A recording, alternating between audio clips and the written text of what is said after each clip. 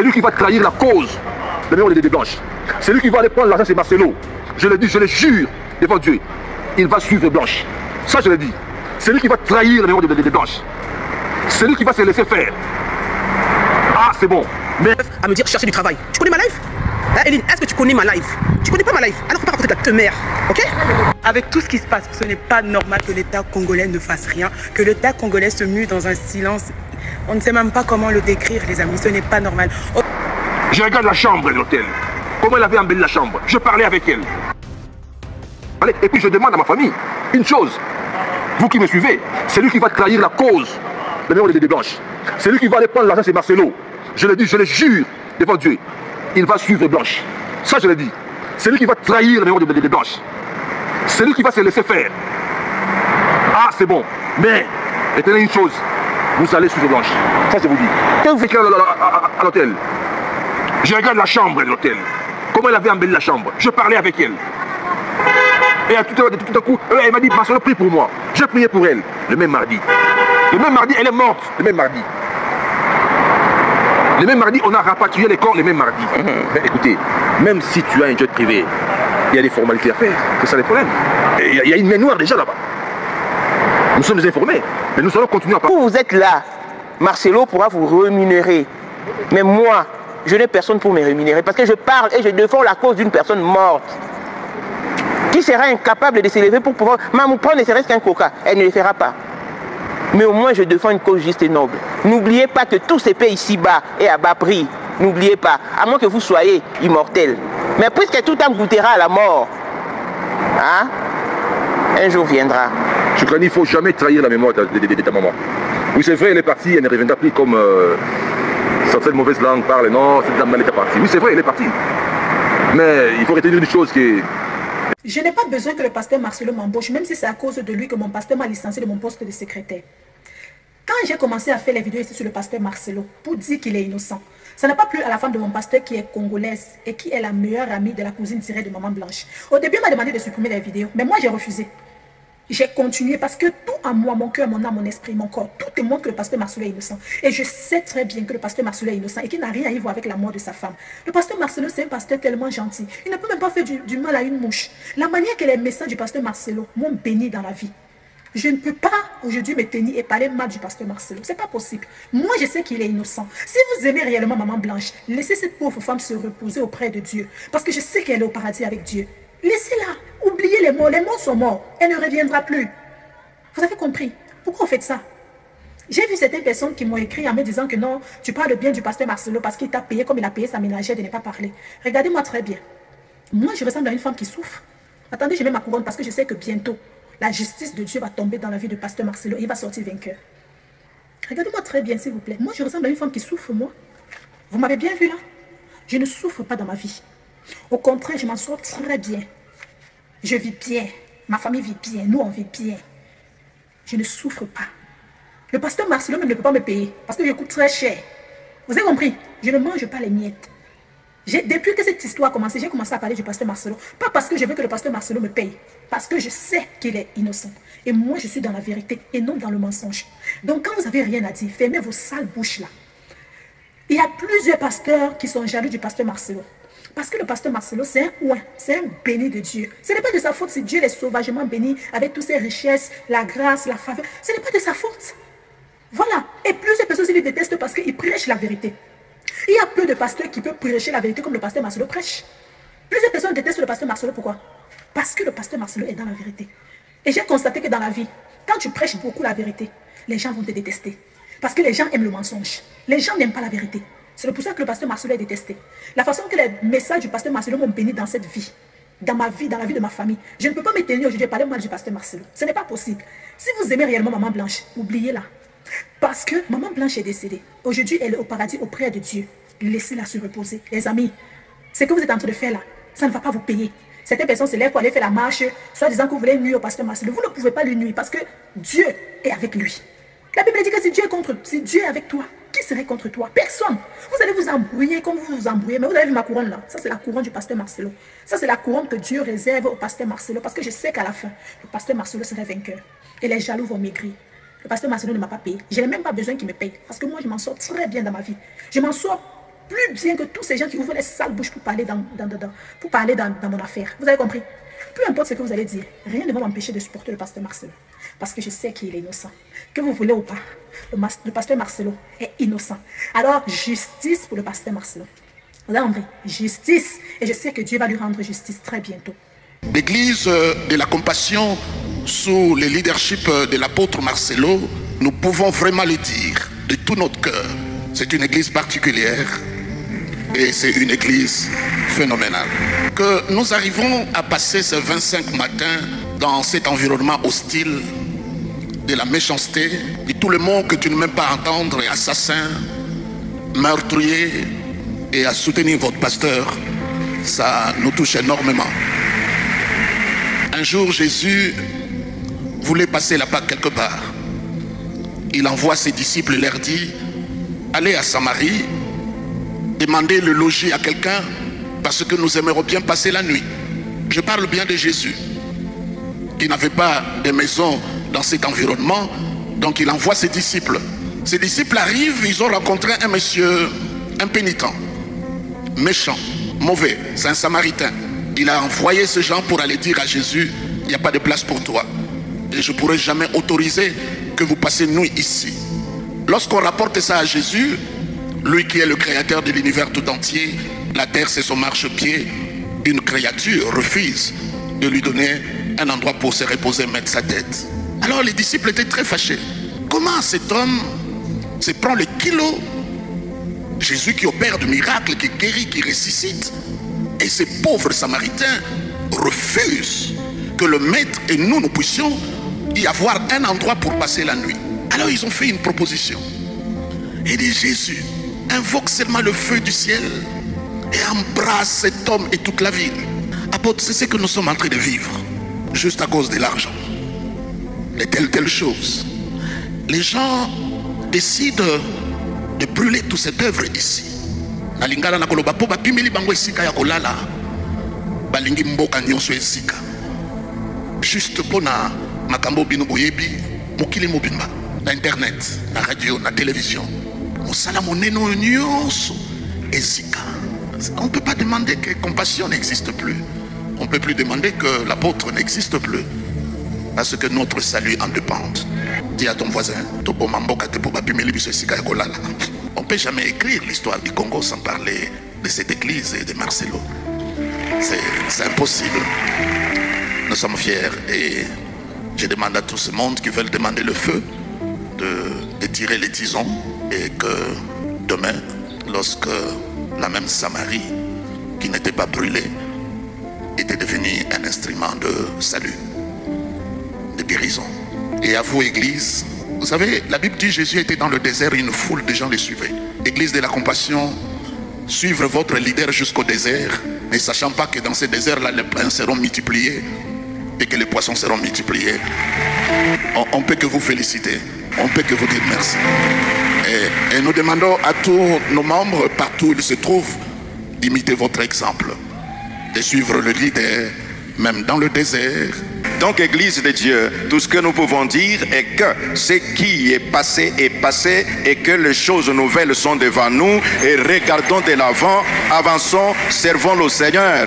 Et puis nous aimons dire que si quelqu'un te critique, c'est que tu es important. Si quelqu'un parle de toi, c'est que tu es important. Si quelqu'un parle de Marcelo, c'est que Marcelo est important. Donc si tu ne veux pas qu'on parle de toi, va dans la tombe, on parlera de toi au passé. Mais pendant que tu vis, quelqu'un parlera de toi.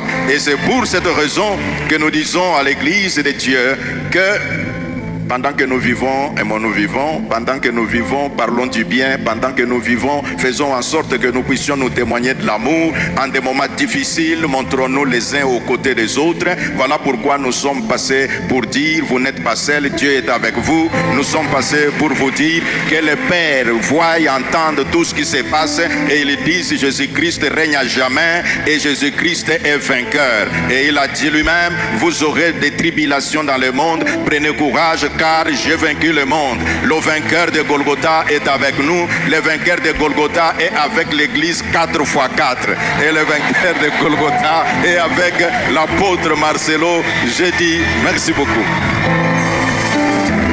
C'était des 25 matins différents, en mode guerre. Et je bénis Dieu. Vous êtes une église 4. 4. Acclame le frère 4 x 4 à côté de toi. Acclame tous les 4 x 4. Une voiture 4 x 4 roule bien sur le pavement, les pierres, les montagnes. Tout va bien, tout va mal. 4 x 4. Oh, acclamons le Seigneur. La Bible dit que toutes choses concourent au bien de ceux qui aiment. Hein? Dans tout, il y a tout. Prenez place, cher 4 x 4. Il faut communication. Il faut nous faire un autocollant. Église 4 x 4. On va commencer à te demander. Toi, tu pries à 4 x 4. Oui. Moi, je suis 4 x 4. Je suis capable de prier dans la boue, dans la pluie. Le frère de Maman Blanche, un homme à la voix ferme et au regard chargé de douleur, se tenait debout au milieu de la cour familiale. Ses paroles résonnaient comme des coups de marteau dans les cœurs encore meurtris. La mort de Blanche, épouse du pasteur Marcelo Tunasi, avait plongé toute la famille dans un océan de chagrin et de confusion. Mais ce soir-là, la tristesse se transformait en méfiance et en colère. « Écoutez-moi bien, dit-il d'une voix brisée mais déterminée. Je ne veux voir aucun de vous accepter un seul billet, une seule pièce, de la main de Marcelo. Cet homme est capable de tout. Il veut acheter vos silences, vos consciences, pour effacer la vérité sur la mort de ma sœur. » Un silence pesant tomba. Les enfants, rassemblés sur les marches, regardaient fixement leurs parents. Les femmes s'essuyaient les yeux avec leurs foulards, tandis que les hommes, bras croisés, se lançaient des regards lourds de sens. Personne n'osait répondre tout de suite, car chacun savait que les paroles du frère de Blanche n'étaient pas vides. Elles portaient une vérité amère que beaucoup n'osaient affronter. Le pasteur Marcelo, depuis le décès de sa femme, avait pris une posture froide. Il parlait de la mort comme d'un simple accident, une opération chirurgicale ratée en Turquie, une fatalité. Mais pour le frère de la défunte, cela sonnait comme une mise en scène. Il ne croyait pas une seconde à cette version. Il avait vu trop de choses, entendu trop de murmures dans les rues, lu trop de commentaires enflammés sur les réseaux sociaux. Partout, les gens répétaient la même accusation. Marcelo Tunasi a sacrifié sa femme pour accroître sa puissance spirituelle et consolider son empire religieux. Dans la cour, le frère continua. Blanche n'était pas malade. Elle se portait bien, elle riait, elle vivait. Et soudain, on nous dit qu'elle est morte là-bas, sans que personne de nous ne soit présent. Pourquoi cette précipitation à enterrer son corps? Pourquoi cette opacité sur ce qui s'est réellement passé en Turquie? Ces mots faisaient trembler les cœurs. Certains membres de la famille baissaient les yeux, d'autres détournaient le regard comme pour ne pas affronter cette réalité. L'un des cousins osa murmurer. Mais, frère, Marcelo nous aide beaucoup. Il a toujours soutenu la famille financièrement. Il a payé l'école de plusieurs enfants. Il a réglé les frais médicaux quand notre tante était malade. Peut-être qu'il n'a rien à voir avec tout ça. Le frère de Blanche se retourna vivement, ses yeux flamboyants. Tu ne comprends donc pas? C'est justement ainsi qu'il vous piège. L'argent, toujours l'argent. Mais à quel prix? Tu voudrais vendre la mémoire de ma sœur pour quelques billets? Tu voudrais que ses enfants grandissent dans un mensonge? Non, jamais. Tant que je respire, je ne laisserai personne souiller sa mémoire en échange d'avantages matériels. Un frisson parcourut l'assemblée. Les plus jeunes écoutaient avec fascination, presque terrifiés par l'intensité de ces mots. L'atmosphère s'épaississait. On sentait que cette famille se trouvait à la croisée des chemins. Choisir la vérité, avec ses douleurs et ses incertitudes, ou se réfugier dans le confort de l'argent et du silence. Pendant ce temps, à quelques rues de là, le pasteur Marcelo poursuivait ses activités. À l'église, les fidèles continuaient de l'acclamer, persuadés qu'il portait une grâce spéciale. Les miracles se multipliaient, les cultes se remplissaient comme jamais auparavant. Mais dans l'ombre de ce succès apparent, la rumeur enflait, il a sacrifié sa femme. Une phrase qui circulait de bouche à oreille, glissant dans les conversations des marchés, des taxis et jusque dans les salons les plus respectables. Le frère de Blanche savait que cette bataille n'était pas seulement familiale, mais publique. Si nous cédons, disait-il, si nous acceptons son argent, alors nous devenons complices. Nous vendons Blanche une seconde fois. Elle est déjà partie, mais son âme mérite justice. Un autre membre de la famille prit enfin la parole. Et si tu te trompais? Si réellement c'était une opération ratée? Nous serions en train de salir le nom d'un homme qui, malgré tout, a été le mari de notre sœur. Le frère serra les poings. Sa respiration se fit lourde. Je préférerais me tromper et défendre la vérité que de fermer les yeux et trahir la mémoire de ma sœur. Et si vous croyez encore à son innocence, alors demandez-lui pourquoi il nous a interdit d'ouvrir le cercueil. Demandez-lui pourquoi il a fait enterrer Blanche en urgence, sans que la famille ait pu voir son visage une dernière fois. Cette phrase fit éclater un tumulte. Plusieurs femmes se mirent à sangloter plus fort. Les hommes échangèrent des murmures. L'image d'un cercueil clos, d'un adieu volé, d'une vérité dissimulée, s'imposa à tous. Le frère de Blanche leva la main pour réclamer le silence. « Écoutez, je ne veux pas diviser la famille. Mais je vous conjure de rester unis dans la dignité. Ne touchez pas à son argent. Ne laissez pas ce pasteur acheter vos consciences. Si justice doit se faire, elle viendra. Et quand elle viendra, je veux que nous soyons du côté de la vérité, pas du côté du mensonge. » Il marqua une pause. Ses yeux s'embuèrent de larmes. Mais sa voix, elle, resta ferme. Blanche était notre sœur. Elle méritait mieux que d'être réduite à une simple rumeur. Elle méritait mieux que d'être un sacrifice. Ne l'oublions jamais. Dans ce silence, lourd et solennel, chacun sentait le poids de la décision. La soirée s'acheva dans un climat de tension. Certains rentrèrent chez eux convaincus, d'autres troublés, partagés entre le respect du défunt et la tentation des facilités offertes par Marcelo. Mais tous savaient que cette affaire n'en resterait pas là. Les jours suivants, les réseaux sociaux continuèrent de s'enflammer. Des vidéos de protestation circulaient, des voix s'élevaient, des manifestations s'organisaient même dans certaines capitales européennes où la diaspora congolaise exigeait la vérité sur la mort de Maman Blanche. Et dans chaque vidéo, chaque discours, une même question revenait, qui dit vrai? Pendant ce temps, le frère de Blanche, dans le silence de ses nuits sans sommeil, rédigeait un témoignage.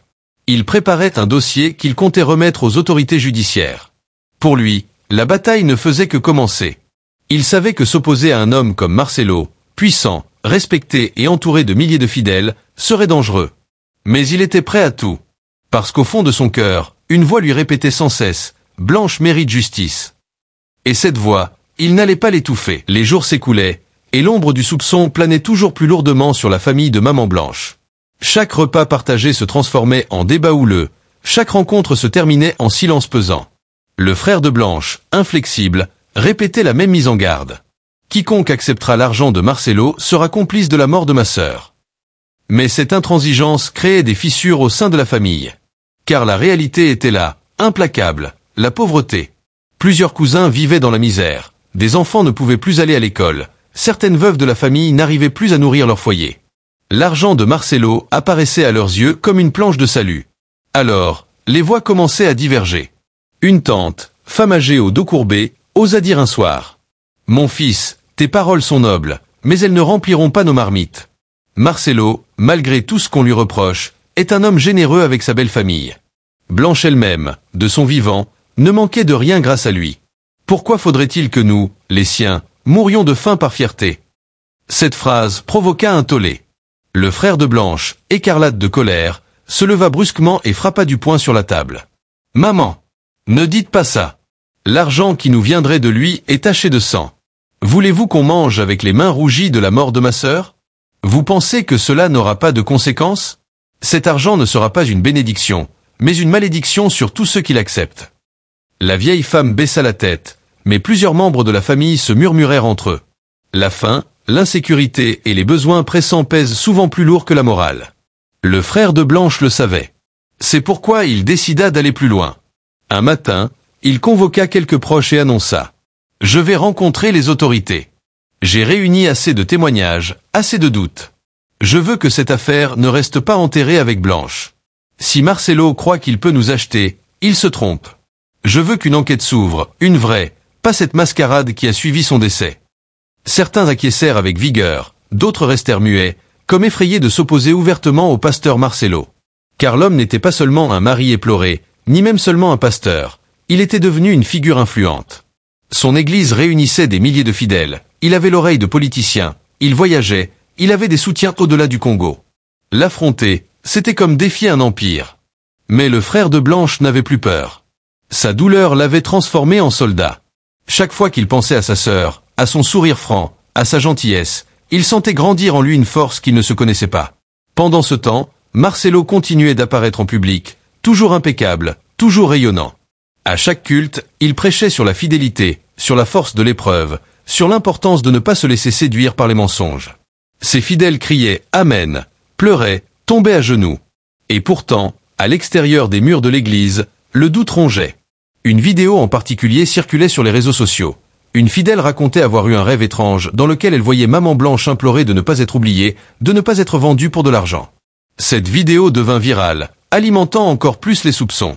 La famille, elle, était désormais divisée en deux camps. D'un côté, ceux qui suivaient le frère de Blanche et refusaient catégoriquement tout contact financier avec Marcelo. De l'autre, ceux qui estimaient que la survie de leurs enfants valait plus que des principes. Un soir, alors que la tension atteignait son comble, une scène dramatique éclata. Un cousin revint d'une rencontre avec Marcelo, les poches pleines de billets. Il les jeta sur la table en criant « Voilà de quoi payer l'école de mes enfants. Tu veux qu'ils deviennent quoi, hein? Qu'ils errent dans la rue pendant que toi, tu joues au justicier ?» Le frère de Blanche, furieux, se leva et balança l'argent au sol. « Tu viens de vendre Blanche une deuxième fois. Tu as trahi sa mémoire. Tu as mis un prix sur son sang. » La dispute fut si violente que plusieurs voisins accoururent pour les séparer. Cette nuit-là, la famille comprit que la fracture était profonde. L'affaire de Maman Blanche n'était plus seulement une tragédie, c'était devenu une guerre d'honneur, une lutte entre la vérité et la compromission. Le frère, épuisé, passa la nuit éveillé. Devant lui, les billets rejetés gisaient encore sur le sol poussiéreux. Il les ramassa au petit matin et les brûla dans un vieux bidon. La fumée noire monta dans le ciel comme une prière silencieuse. Il murmura « Blanche, je ne laisserai pas ton souvenir être piétiné. » Le lendemain, il prit une décision radicale. Il se rendit devant une caméra, dans une petite salle prêtée par des amis militants, et enregistra une déclaration. Face à l'objectif, les yeux rougis mais la voix ferme, il parla. « Je suis le frère de Blanche, épouse du pasteur Marcelo Tunasi. Je prends aujourd'hui mes responsabilités devant Dieu et devant le peuple. Ma sœur n'est pas morte naturellement. Elle n'était pas malade. Sa disparition est entourée de trop de zones d'ombre. Je demande à la justice de se saisir de cette affaire. Et je demande à ma famille, à tous ceux qui m'entendent, de refuser l'argent du pasteur. Ce n'est pas une bénédiction, c'est une malédiction. Ne trahissons pas Blanche. » Cette vidéo fut partagée des milliers de fois. Certains applaudirent son courage, d'autres dénoncèrent un règlement de compte familial. Mais une chose était sûre, la parole était libérée. Désormais, tout le pays parlait de l'affaire. Marcelo, furieux, réagit publiquement quelques jours plus tard. Depuis la chaire de son église, il déclara devant des milliers de fidèles et en direct sur Internet. « Voyez jusqu'où la haine peut aller. Même ma propre belle famille se retourne contre moi, m'accuse sans preuve, salit ma réputation. Mais je reste debout, car Dieu seul connaît la vérité. » Les applaudissements éclatèrent dans la salle, mais au dehors, les critiques se renforçaient. Car plus Marcelo parlait, plus les contradictions apparaissaient. Pourquoi ce refus de transparence sur les circonstances de la mort? Pourquoi ce cercueil scellé à la hâte? Pourquoi ce silence obstiné? Le frère de Blanche, quant à lui, recevait désormais des menaces anonymes. Des appels nocturnes, des messages inquiétants. Mais il ne fléchissait pas. Il savait qu'il avait mis le doigt sur une plaie ouverte, et qu'il n'y avait plus de retour possible. Et dans son cœur, il répétait inlassablement la même promesse. « Blanche, je t'obtiendrai justice, même si je dois y laisser ma vie. »